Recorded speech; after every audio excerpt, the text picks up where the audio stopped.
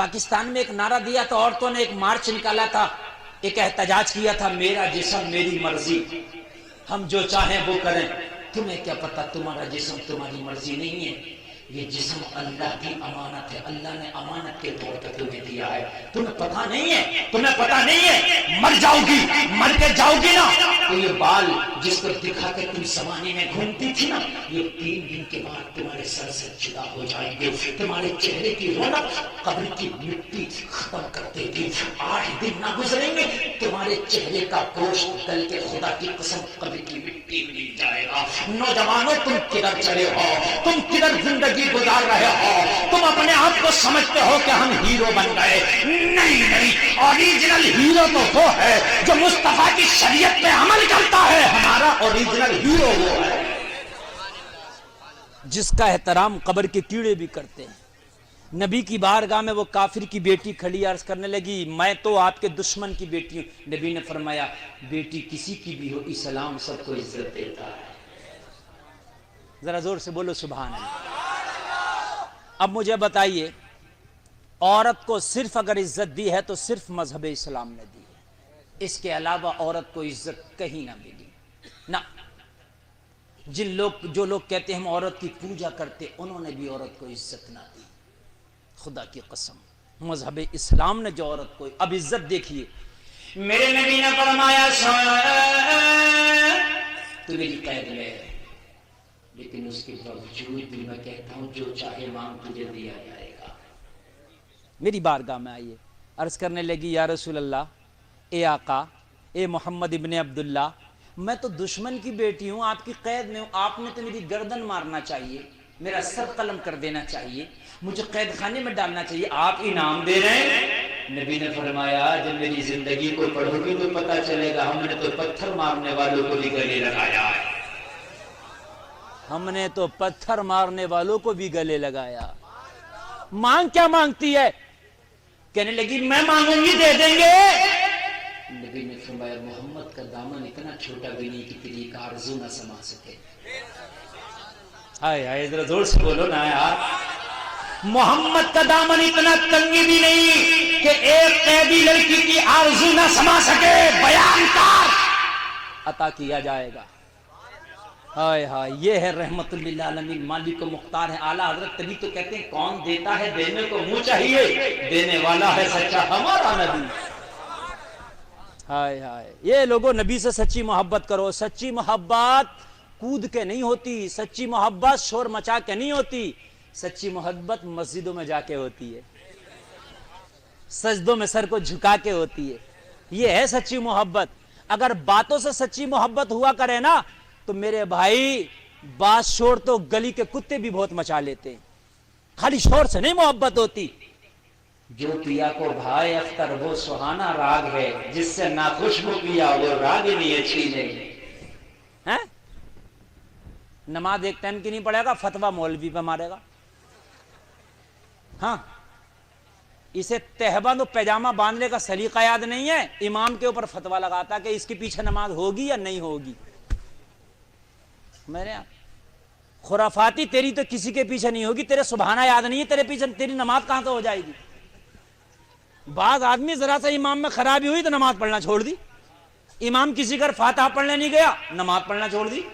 ارے میری ہو نہیں رہی ہے، تیری تو اعلیٰ حضرت کے پیچھے بھی نہ ہوگی، غوث اعظم کے پیچھے بھی نہ ہوگی، میری گارنٹی ہے۔ جب تجھے یاد ہی نہیں ہے تو ہو کہاں سے جائے گی؟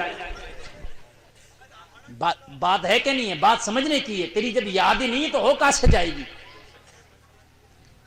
توجہ کرنا، میں جو عرض کر رہا ہوں، مذہب اسلام پہ لوگوں عمل کرو گے تو خدا کی قسم دنیا تھوڑی دیر کے لیے چاہے شور ضرور مچائے گی، لیکن پھر تیرے مرنے کے بعد جب تیرا جنازہ اٹھے گا نا تو یہی دنیا کہے گی مصطفیٰ کا غلام جا رہا ہے، یہی دنیا کہے گی، یہی دنیا کہے گی۔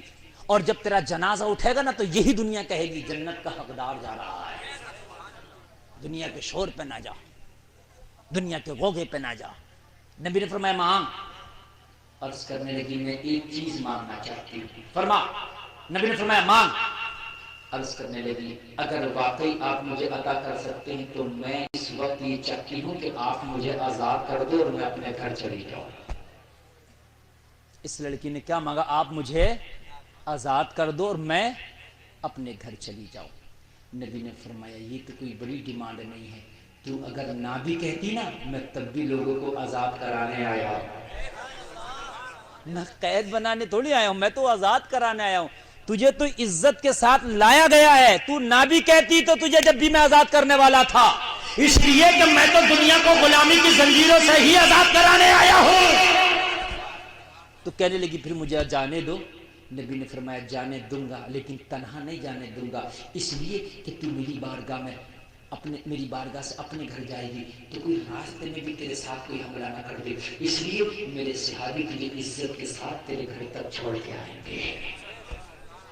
ہائے ہائے مصطفیٰ کے غلام ہاتھوں میں تلواریں لے کے ایک دشمن کی بیٹی کو چلے ہیں، سب کی نگاہیں جھکی ہیں، اس کی حفاظت کرتے کرتے چلے ہیں۔ جب یہ اپنے گھر کے دروازے پہ پہنچی ہے، دروازے پہ دستک دی، اس لڑکی کا نوجوان بھائی نکل کے آیا، دیکھا میری بہن آئی ہے، ساتھ میں ٹوپی والا داڑھی والا ہے۔ بھائی کو غصہ آیا، کہنے لگا تم میرے دشمن میری بہن کو میدان جنگ سے قیدی بنا کے لے گئے تھے، پتہ نہیں اس کے ساتھ تم نے کیا سلوک کیا ہوگا، لیکن اب تمہارا سر تمہارے سر پہ سلامت، تمہارا سر تمہارے بدن پہ سلامت نہیں رہے گا، ایک ایک کا سر قلم کر دوں گا۔ تلوار اٹھا کے جب چلا نا نبی کے غلاموں کی طرف سر کاٹنے، بہن بیچ میں آ گئی، اور بہن بیچ میں آ کے بولی ان کے اوپر وار کرنے سے پہلے تجھے اپنے بہن کی لاش سے گزرنا ہوگا۔ کہنے لگا کیا مطلب، تو میری بہن ہے یہ تیرے دشمن ہے؟ کہنے لگی میں بھی یہی سمجھتی تھی، یہ میرے دشمن ہے، مگر صحیح بات تو یہ ہے تو میرا سگا بھائی ہے، میری عزت کی حفاظت تو بھی آج تک ایسی نہ کر سکا جیسی یہ محمد کے غلام کر کے لائے ہیں۔ ہائے ہائے ہائے، آج تک میری عزت کی حفاظت تو بھی ایسی نہ کر سکا جیسے یہ محمد کے غلام کر کے لائے ہیں۔ کہنے لگا تیرے اوپر بھی محمد کا جادو چل گیا، تو بھی محمد کی تعریف کرنے لگ گئی۔ کہنے لگی او بھائی تجھے پتا نہیں ہے اے محمد کوئی جادوگر نہیں ہے، محمد کا اخلاق لاجواب ہے، محمد کا کردار لاجواب ہے۔ میرے بھائی آج تک تو نے بھی مجھے اتنی عزتیں نہیں دی ہیں جتنی عزت آج مجھے آمنہ کے لال نے دی ہے، جتنی عزتیں مجھے نبی کے غلاموں نے دی ہیں۔ اور میرے بھائی میں قسم کھا کے کہتی ہوں پورے راستہ یہ مجھے حفاظت کر کے لائے ہیں، مگر کسی کی نگاہ میرے اوپر اٹھی تک نہیں ہے، سب کی نگاہیں جھکی ہیں، جھکی ہوئی نگاہوں کے ساتھ یہ مجھے تیرے دروازے تک لے کے آئے ہیں۔ محمد بھی لاجواب ہے اور ان کا مذہب اسلام بھی لاجواب ہے۔ جب اتنا کہا تو بھائی خاموش ہو گیا، کہنے لگا پھر تو نے محمد کا کلمہ پڑھ لیا ہوگا، جب اتنی تعریف کر رہی ہے۔ کہنے لگی بھائی کلمہ بھی نہیں پڑھا ہے۔ کہنے لگا بات سمجھ میں نہیں آتی، تو تعریف بھی کر رہی ہے کلمہ بھی نہیں پڑھا، یا تو کلمہ پڑھ لیتی تعریف کر رہی ہے تو نہیں پڑھا ہے، تو پھر تو کیسی محبت اور پھر تو کیسی ان کی تعریف کر رہی ہے؟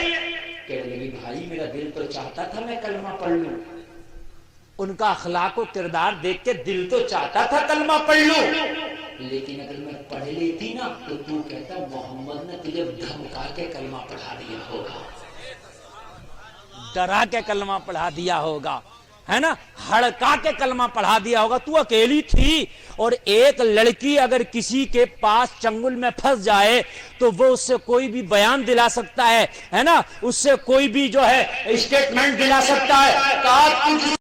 نے کلمہ ڈرا کے پڑھایا ہوگا، اس لیے میرے بھائی میں نے کلمہ نہیں پڑھی تاکہ تجھے بتاؤں محمد نہ دبا کے پڑھاتے ہیں نہ ڈرا کے پڑھاتے ہیں، محمد تو سینے سے لگا کے کلمہ پڑھاتے ہیں۔ وہاں